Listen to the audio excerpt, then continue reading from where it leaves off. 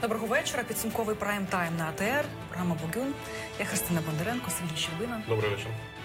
І зараз в нашій студії є народний депутат від фракції «Блоку» Петра Порошенко Світлана Заліщук. Вітаємо, пані Світлана. Добрий вечір. Пані Світлана, перша тема, яку хотіли зачепити, це ваш візит цього тижня до Одеси. Ви виступали на сесії міської ради. Там був певний скандал, наскільки я розумію, тому що там поїхав ще один ваш колега Дмитро Голубов, який там має певні інтереси, наскільки я розумію, в Одесі. Скажіть, будь ласка, а чого ви взагалі поїхали? В чому там сутність цих скандалів, наскільки я розумію, навколо корупційних? До мене звернулися ціла низка громадян. Ну і в нас там є своя демальянс, ви знаєте, там є відділення наше. І вони борються конкретно з кількома темами. По-перше, наші активісти розслідували справу щодо купівлі заводу «Краян». Я розкажу, в чому справа. Спочатку приміщення величезне, там до 10 тисяч метрів, вивели з державної власності за копійки, за 4 мільйони гривень. В цей же буквально місяць проходить, і одеська влада купує це приміщення за 185 мільйонів гривень в комунальну власність. Тобто в 50 майже разів дорожче. Причому я поїхала, подивилася на цей завод, він в жахливому стані, туди не пускають, зрозуміло, охорона, бояться навіть підпускати до дверей.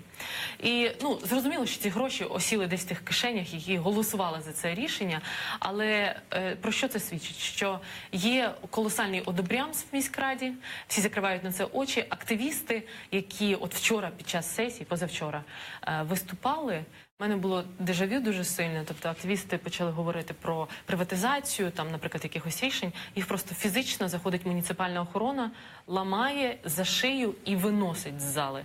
І це все на очах у телебачення, але реакції і якоїсь реакції, наприклад, з боку правоохоронних органів немає. Більше того, ми стали свідками того, як з голосу вносять там 15 поправок, всі стосуються якихось дуже ласих шматків будівель, які приватизовують, причому приватизують в такий спосіб, коли викуповує вже орендар. Тобто за копійки це означає, тому що не виносять на конкурс, не виносять на аукціон, а викуповує вже там людині, які попередньо здали це в оренду. І хочу сказати, розумієте, це стратегічна область, вона у нас під носом, дуже непроста ситуація ще після Революції Гідності. І от така ситуація, коли повний дерибан відбувається, і Київ на це, в силу своїх проблем просто не реагує, немає можливості до того, просто руки не доходять. Це раніше, це зараз почалося? Це раніше цього не було? Це було, але мені здається, поступово... Тобто Михайла Саакашвілі, умовно кажучи, так?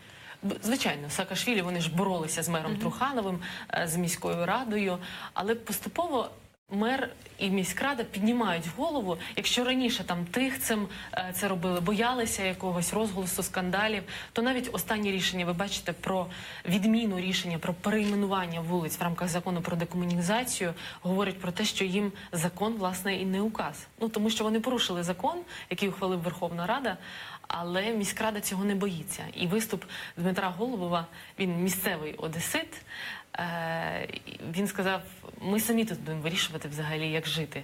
Його виступ вже охрестили як маніфест Одеської Народної Республіки, тому що, тобто, така зверхня і зневажлива риторика, коли нам ніхто не указ, ми самі будемо вирішувати свою справу. Да, до речі.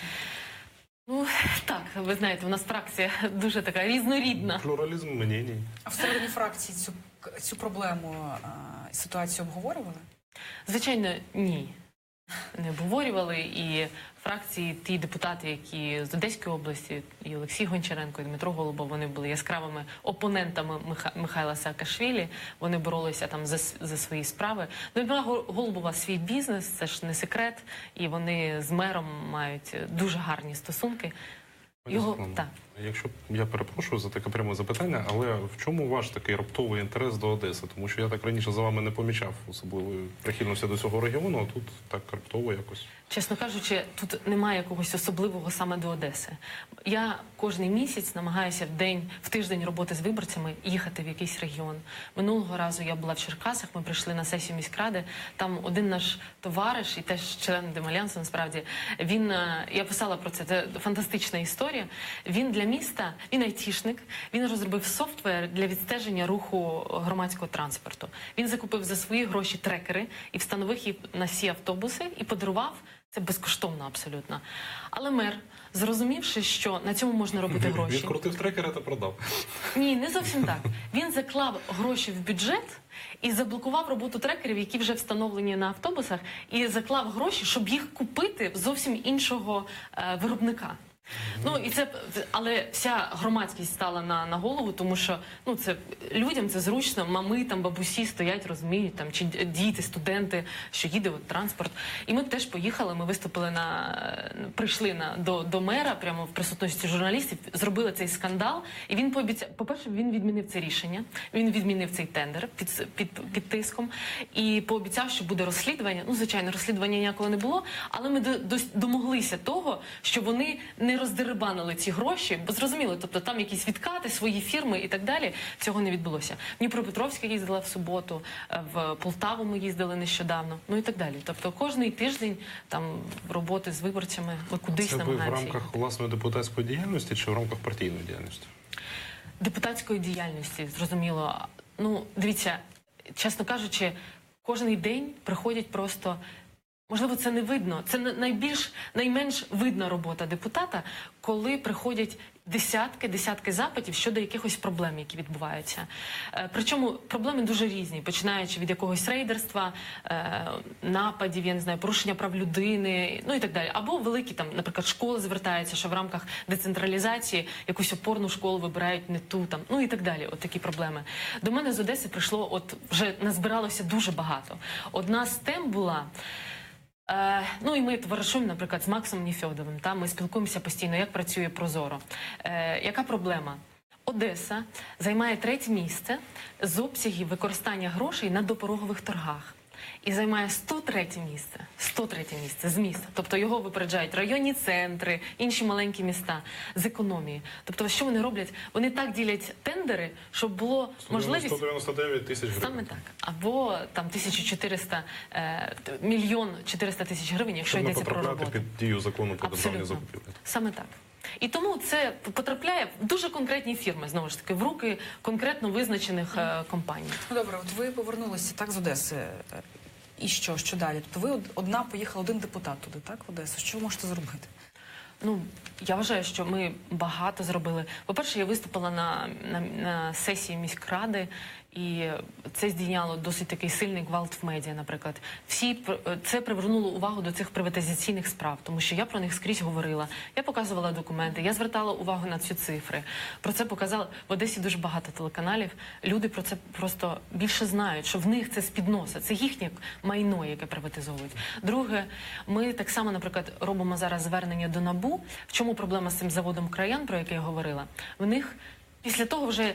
до речі, НАБУ почало розслідувати справу Краяна, але сесія міськради оголошує тендер на проведення будівельних робіт на цьому заводі. Для того, щоб заднім числом не видно було, в якому стані його купили просто за 185 мільйонів.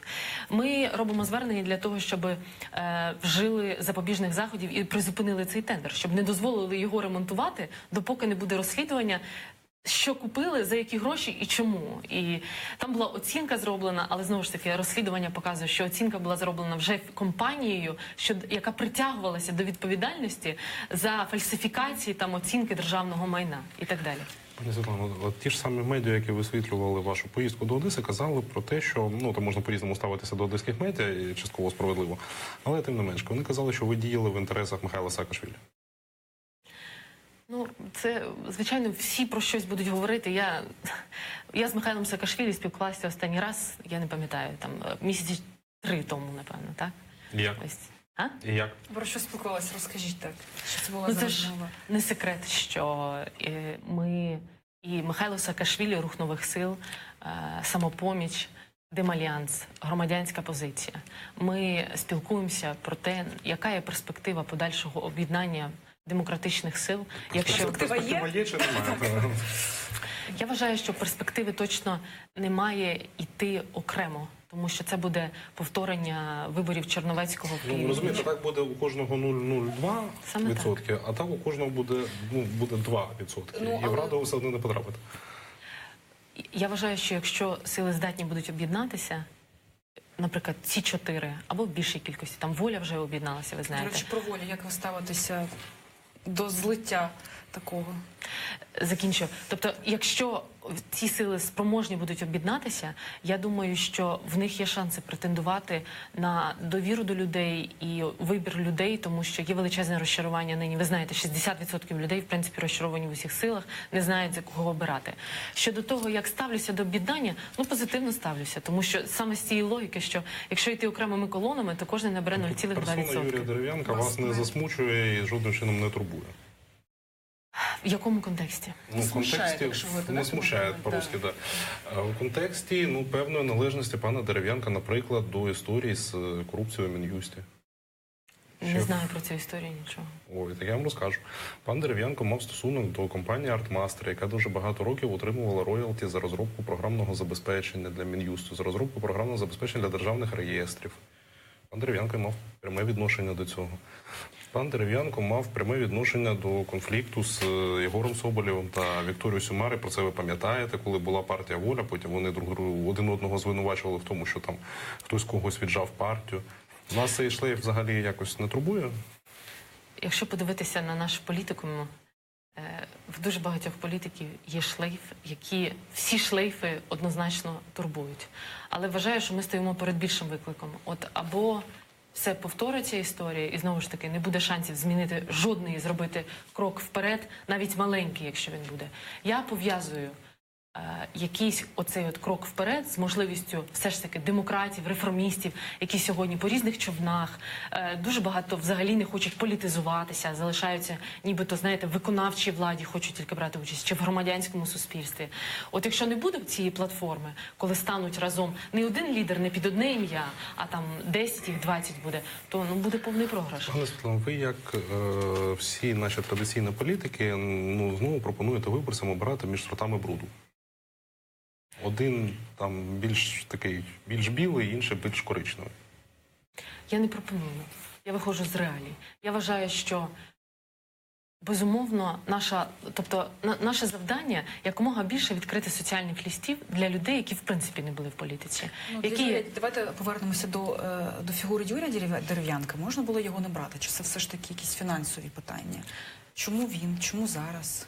Ну, це питання не до мене. Я не ухвалювала це рішення. Михайло Саакашвілі домовився з партією «Воля». Тобто я, до речі, не брала участі в цих переговорах, тому я не можу коментувати. Ну, ви за чи проти такого рішення Михайла Саакашвілі? Знову ж таки, ви ж обговорили, у вас досить, наскільки я знаю, у вас там плюралізм думок, так, в рух нових сил, так, він завжди був і завжди активно обговорювалося, кого брати, кого не брати. Пам'ятаємо там певні сварки напередодні першого з'їзду антикорупційної платформи. Чи обговорювалося це з Михайлом Саакашвілі? І взагалі, Михайло Саакашвілі, він зважає на думки людей, які знаходяться в цьому русі? Чи там всі рішення приймаються одноосібно? Партія сказала «надо», комсомол відповів «єсть». Одразу кілька питань. Давайте по черзі, значить, про як я ставлюся до такого об'єднання. Я, можливо, повторюся. Я вважаю, що немає шансів зараз іти роз'єднаними колонами і розбивати вибір електорат людей, тому що будуть дезорієнтовані, будуть голосувати за різні, і ніхто в результаті не пройде. Це перше. Друге, щодо того, як Михайло Саакашвілі ухвалює рішень. З одного боку, я бачу колосальну спроможність делегувати. Можливо, настільки, як я не бачила в жодного іншого політика, з яким я спілкувалася з традиційних там наших політичних сил. З іншого боку, я бачу таку, я б сказала, можливо, не готовність працювати винятково за тими правилами, які прописані, проговорені, домовлені і так далі. І в цьому, напевно, складність. Тобто Михайло Саакашвілі – це не секрет, він харизматична і він досить... Авторитарний? Він людина, яка може поспішно ухвалити рішення, може ухвалити рішення, орієнтуючись на ситуацію довкола. Я теж думаю, знаєте, коли я бачила, спостерігала за цим, я думала, можливо, ми недостатньо досвідчені, щоб теж орієнтуватися і швидко ухвалювати рішення, коли вимагають цього умови. Ми просто не встигаємо за тією швидкістю, яку вже має досвід там Михайло Саакашвілі. Ну, але, знову ж таки, я думаю, що в кожної з нас є якісь свої там проблеми і свої помилки, і ці переговори, вважаю, що вони позитивні в будь-якому разі. Тому що я вважаю, що, в принципі, одна з проблем української політики – це не лише корупція, про яку ми так багато говоримо, а це неспроможність домовлятися. І відсутність історії культур партій як таких, тобто стабільних ідеологічних інституцій, призводить до того, що це метелики, сьогодні є, завтра немає, одне ім'я, а якоїсь платформи просто не існують. Давайте уявимо собі ситуацію, що ви домовилися. Так, от Демальянс зливається з рухом нових сил Михайла Саакашвілі, і тут Михайло Саакашвілі приводить, як привів Дерев'янка, він приводить, наприклад, Костянтина Григориша. Ви як до цього поставитеся? Негативно. Я не думаю, що олігархи повинні брати участь.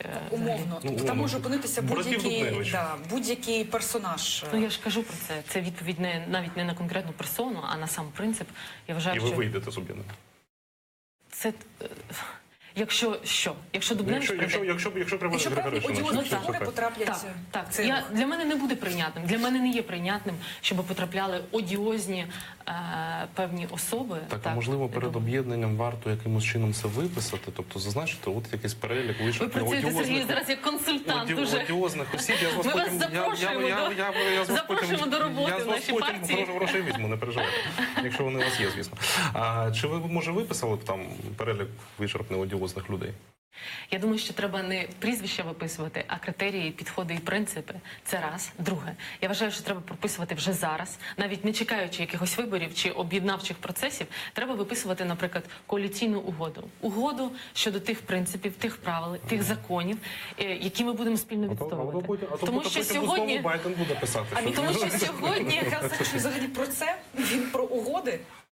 Ну, от зараз ви конкретно говорите, знову ж таки, там про одну особу. Я, знову ж таки... Ми розуміємо, що там все одно всім керує, ну, як би там хто не говорив про те, що там різні думки і так далі. Все одно всім рулить, і паровоз в цьому процесі є Саакашвілі. Як би до нього не ставилися? Я не згодна з цим. В Русі нових сил, так, це Михайло Саакашвілі. Але є ще Самопоміч, і громадянська позиція, є Демальянс. Коли сідають за стіл переговорів, то домовляються. Очолювати все це. Хтось має тягнути за собою, як я вже говорила. Я не згодна з вами.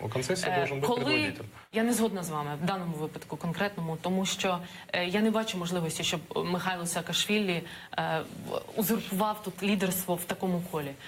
Я вважаю, що в кожній з цих сил, про які ми говоримо, є природні лідери вже з авторитетом, з репутацією, з публічною історією, які можуть претендувати на те, щоб брати участь в ухваленні рішень. Власне, я і питаюся, чи не завершиться це так само, як завершилося у Дерев'янка, Єгора Соболєва та Вікторії Сюмар? От в чому проблема, насправді. Я вважаю, що це проблема. Ми робимо все можливе. Все можливе, чи робимо. Я вважаю, що ми багато робимо задля того, щоб цього не вийшло. Давайте повернемося все ж таки, ну, ми зараз говоримо теоретично про майбутнє, до процесів, які зараз є, так, суд над Миколою Мартиненком. Так, ви є депутатом Блоку Петра Порошенка, тому що ми зараз говоримо з вами як із членом Демальянсу, здебільшого. Хочеться згадати, що ви є так само і депутатом провладної фракції. Владної фракції. Владною, так, я як сказала. Провладною. Як обговорювався сам процес над паном Мартиненком всередині фракції? Тому що ви і досі є в чаті БПП, так? Це дуже особливо цікава історія для журналістів, як там це все. І всі хочуть туди потрапити під різними ніками і отримати скріншоти з цієї переписки. Якщо ви можете, а ви, я так розумію, що ви в внутрішній опозиції, доволі демократично, розкажіть, як це все обговорювалося і чому... Які думки лунали? Так, Блок Петра Порошенка не делегував своїх депутатів і всіляко не коментував цю тему взагалі. У чаті ця тема не обговорювалася взагалі. Ну, в загальному, в секрет-чаті, можливо, якомусь, так? В загальному не обговорювалася. На фракції я цього не знаю. Я після виключення нас міжнародних делегацій я не беру участі в фракціях. Як взагалі ви ставитеся до цієї історії і до рішення міністрів, зокрема, взяти його на поруки? Чому я питаю? Ну, з депутатами зрозуміло, там Бог з ними. От саме міністрів. Це, здається, ну, на моїй пам'яті, це перший випадок в історії України, коли міністри прийшли там брати на поруки когось, навіть коли, здається, саджали Юлію Володимирівну. Такого не було. Я була розчарована цим рішенням, особливо окремих міністрів, які подавали надії, насправді. Ви зараз про Омеляна? Зокрема, так. І Лілія Гриневич, мені прикро, що вона пішла.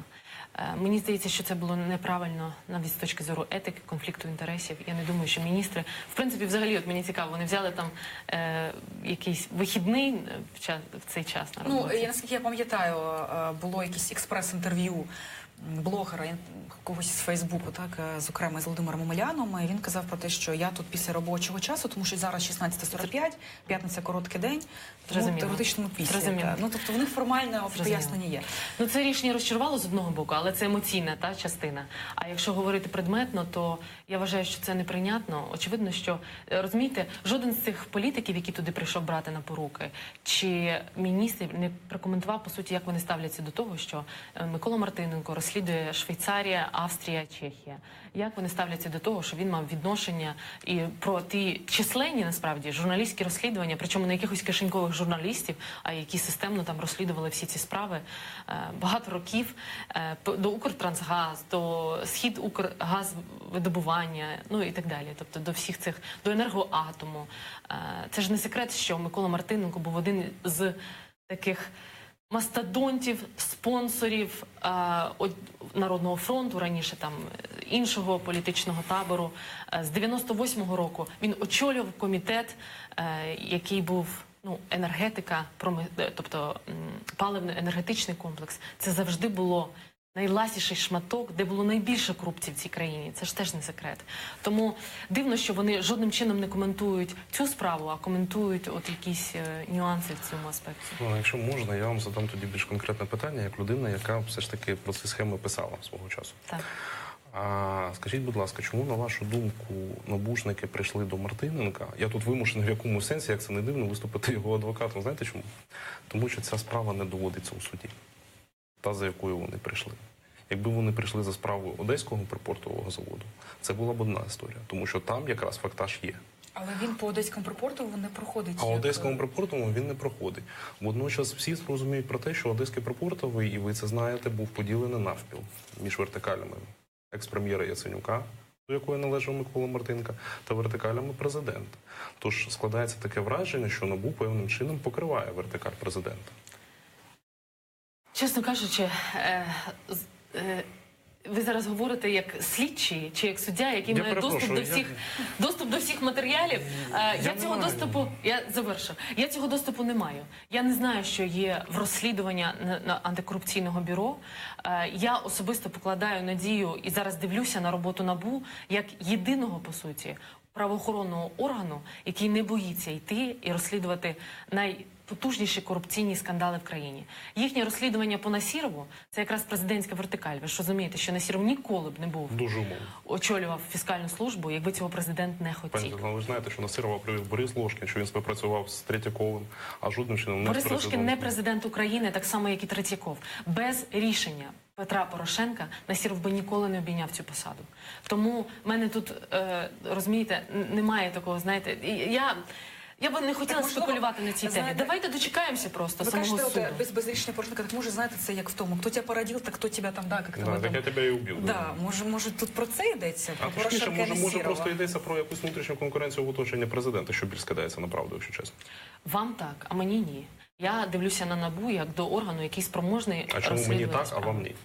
Тому що ви про це говорите. Ви дивитесь на це з точки зору там політичних таборів, а я бачу, що НАБУ нормально працює, розслідує справи, які не вигідні жодній політичній особі, в тому числі президента. Я дивлюся на це так. Насправді і Насіров, і Мартиненко, з моєї точки зору, це прецедент в тому контексті, що це та ниточка, і що якщо за неї потягнути, то ці вузлики, вони дійдуть в тому числі до вулиці Банкової. І це ж абсолютно очевидно, що... Але є один чудовий вузлик. Зараз Христина мене буде критикувати, однак це не це Ігор Кононенко. Чудовий вузлик. За нього чомусь ніхто не тягне. От взагалі ніхто. Тобто президентську вертикаль не чіпають НАБУ. Ну, чому так? Знову ж таки, що таке президентська вертикаль? Насіров – це президентська вертикаль? Я вважаю, що це президентська вертикаль. Ми вже це пояснили, що це умовно. Давайте Кононенко. Не умовно. Я не вважаю, що це умовно. Навпаки, я вважаю, що це надзвичайно конкретно. Давайте полишимо Насірова. Кононенко, давайте так. Так. Треба розслідувати. Але, це не до мене питання. Це не до мене питання. Ну, ви ж захищаєте просто дії НАБУ, тому я вас і питаю. Ну, ви виступаєте, напевно, Я не їхнім захищаю. спікером. Ну. Я не захищаю. Я виходжу з тієї позиції, що от надія, вона є, і я виходжу з того, що і за раніше... неї треба боротися, як казала Юлія Володимирівна Тимошенко. І раніше я не бачила прецедентів, щоб в Україні розслідували справи головного фіскала, колишнього депутата, головного спонсора однієї з найбільших політичних сил. Я не вірю, що, розумієте, Микола Мартиненко не сяде у в'язницю, якщо до цього дійде, якщо суд доведе його провину по цій справі чи інші, які розслідують НАБУ, без того, аби запропонувати розділити цю відповідальність, в тому числі з усіма найвищими посадовцями. Ви знаєте, ту ключову фразу сказали, Микола Мартиненко не сяде. Далі можна було не продовжувати. Вам так не здається? Ні.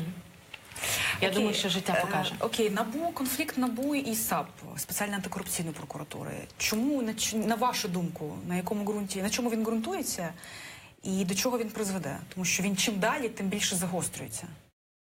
Ну, він знижує, в принципі, спроможність цих новостворених антикорупційних обох інститутів реально добиватися результату. Це перше. Щодо того, де закладений цей конфлікт, я на це подивилася з теоретичної точки зору, з такої академічної, можливо, навіть. Ми говорили з колишнім міністром юстиції Румунії, яка створювала антикорупційне бюро в їхній країні. І вона нам пояснила, коли ми розбирали це на прикладах, от як ця система працює, вони в своїй країні, розуміючи наперед можливий конфлікт, який буде закладений, якщо антикорупційну прокуратуру винести в загальну прокуратуру, яка є, зрозуміло, що там триває цей зв'язок з президентом, вони антикорупційну прокуратуру зробили частиною самого НАБУ. Тобто вони поставили прокурора, голову НАБУ і детективів як одну єдину команду, яка зацікавлена в результаті. Тобто вони є спільними і вони відбиваються від всіх ворогів. І саме воно найбільше спрацювало і досі залишається надзвичайно стабільною установою, щодо якої немає на них управи. Більше того, вона нам сказала, що саме в такому форматі Європейська комісія радить тепер створювати антикорупційне бюро всім іншим країнам, зокрема в Європі, наприклад, саме таку модель. Але політики, розуміючи цю історію і ризики того, що вони будуть єдиною установою, якраз уникають такого. Тому що розділяй і владарюй, або зрозуміло, що сіяти можна конфлікти, якісь суперечки, використовуючи, дергаючи правильні ниточки. Ми ж прекрасно розуміємо, як це працює. Пані Світлано, я дуже часто останнім часом задаю це питання людям, які мають певний стосунок до антикорупційного активізму, напевно. Я думаю, що ви до них відноситесь. Питання наступне. От закладається у законодавство дуже такий інструментарій, драконівський, чесно. Ці норми, які ми маємо, вони дуже жорсткі. І, напевно, найжорсткіші в Європі. Навіть у Румунії, мені здається, ці норми набагато м'якіші, ніж вони є у нас. А чи не боїтесь ви того, що, наприклад, пройдуть парламентські вибори, так? І за їхніми результатами головою НАБУ стане там Рінат Кузьмін, який буде мати ось цей весь інструментарій. Ви розумієте, який інструмент для репресій ми породили? Виходячи з вашої теорії, ми, в принципі, не можемо будувати правоохоронних і антикорупційних органів, які будуть спроможні... мають бути одні. Зараз я завершу. Які будуть спроможні, які володітимуть достатнім інструментарієм для того, щоб боротися в цій країні з нинішньою корупцією. Те, про що ви говорите, ця проблема, я її бачу. І я її пов'язую з певним синдромом оцього історичного такий хвіст у нас є, так? Кармічний в якомусь сенсі. Тільки не кажіть, що ми його відрубали, бо він є. Ні, я про це не кажу, він абсолютно є. В тому сенсі, що корупцію побороти неможливо. Тобто ми це сприймаємо досі як прокляття, певне, так? І тому от антикорупційні активісти, реформісти наші, закладають в закони настільки жорсткі методи, настільки радикальні, які спроможні будуть якраз поборотися оцю непробивну стіну просто. І в якомусь сенсі ви праві, що, можливо, є оцей за межею десь якісь надто радикальні інструменти. Але я якраз це пов'язую з тим, що це адекватна відповідь на той виклик, який існує. І інакше я не бачу можливості зараз з цим викликом боротися. Останнє коротке запитання, тому що ми мусимо закінчувати. На ваше відчуття, зараз всі говорять про ймовірні президентські і водночас парламентські вибори. Дострокові. Так, дострокові. Я би їх не виключала. Я зараз нічого не прогнозую, але я можу сказати, що напевно в інтересах президента було би провести зараз на хвилі, особливо останнього 1,5-мільярдної здобичі Генеральної прокуратури, яка піде виборцям на певні програми. Так само візовий режим скоро буде. Я думаю, що це теж буде такий Безвізовий. Безвізовий, так. Візовий буде Ну, то скасований. я злякався. Візовий буде скасований, буде такий подарунок.